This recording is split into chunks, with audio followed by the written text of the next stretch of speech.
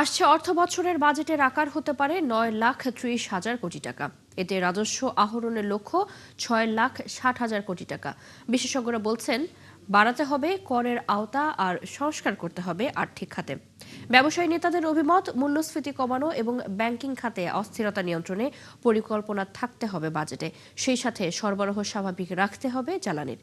অনুপ অধিকারী তরুণ জানাচ্ছেন বিস্তারিত। প্রতি বছর সাধারণত 10 থেকে 15% হারে বাড়ে বাজেটের আকার। তবে আগামী বাজেটে আকার 18% বেড়ে 9,30,000 কোটি টাকা হতে পারে। এই আকার নিয়ে যতটা আগ্রহ, তার চেয়ে বেশি আগ্রহ কোন কোন জিনিসের দাম কমবে সেটি নিয়ে। এই অর্থনীতি বিশ্লেষক বললেন, বাজেটে যে ভর্তুকি দেওয়া হবে তা যেন সাধারণ মানুষের কাজে লাগে।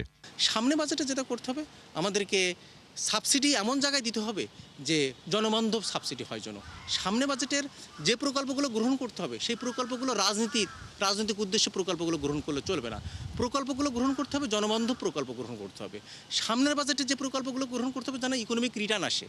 সামনের বাজেটে যে প্রকল্পগুলো আমরা গ্রহণ করব, সেই প্রকল্পগুলো থেকে যেন আমরা প্রকল্পের আয় থেকে যেন আমরা বৈদেশিক ঋণ পরিশোধ করতে পারি।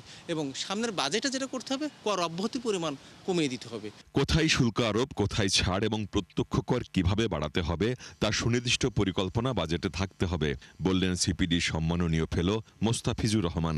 কোন জায়গায় শুল্ক আরোপ করব, কোন জায়গায় শুল্ক ছাড় দিব, আমি প্রত্যক্ষ কর কিভাবে বাড়াবো, এগুলোর কিন্তু সেখানে একটা সুনির্দিষ্ট কর্মসূচি সেখানে বাজেটে থাকতে হবে।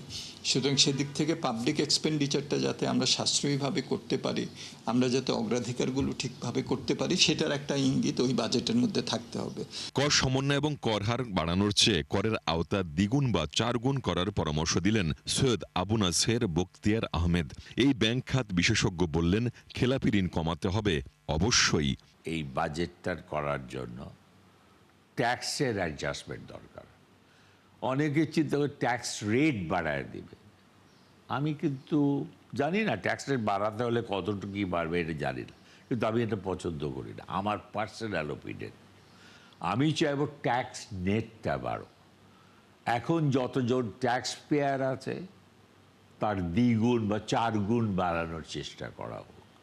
প্রত্যেকটা দোকানে, প্রত্যেকটা জায়গায়, প্রত্যেকটা ব্যবসায় অ্যাট সোর্স যদি ট্যাক্সটা কাটা যায়, দ্যাট নাথিং লাইক ইট, তাহলে ইজি হবে।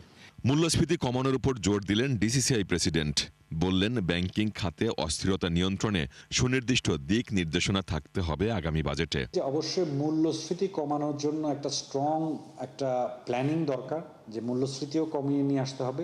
ব্যাংকিং সেক্টরে যে অস্থিরতাটা আছে, এইটাকে কন্ট্রোলে নিয়ে আসতে হবে। তো কিছুটা রেট বেড়ে গেলেও এটার সাপ্লাইটা ইনশিওর রাখতে হবে, এনার্জি ক্রাইসিসটা।